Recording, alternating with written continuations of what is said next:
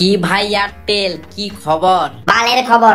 শালা তোর দেখা দেখে আমিও রিচার্জের দাম বাড়ালাম, আর এখন ভুগতে হচ্ছে। লোভে পাপ, পাপে মৃত্যু। তুই শালা বিরোধী পার্টি, আমাদের সাথে কথা বলবি না। এত চিন্তা কেন করছিস ভাই এয়ারটেল? এখন তো বেশি টাকা ইনকাম করবি। বাল ইনকাম করব, যে কটা কাস্টমার ছিল সেগুলো ডেলি বিএসএনএল এ পোর্ট হচ্ছে। ঠিকই বললি, আমার তো আরো বেশি। ডেলি 3-4 লাখ কাস্টমার আমাকে ছেড়ে চলে যাচ্ছে বিএসএনএল এ। ভালোই যাচ্ছে, শালা তোরই তো লোভ সামলাচ্ছিল না। চিন্তা করিস না ভাই, দুদিনও টিকবে না, আবার আমাদের কাছেই ফিরে আসবে। বাবু, অনেকক্ষণ ধরে তোমাদের ভাষণ শুনছি, একটু লিমিটে থাকো। অত অহংকার ভালো না, বুঝলে? অহংকার পতনের মূল কারণ। মানে দাঁড়াও দেখাচ্ছি। ও দাদা, কোথায় যাচ্ছ? আরে জিও থেকে বিএসএনএল এ পোর্ট করতে যাচ্ছি।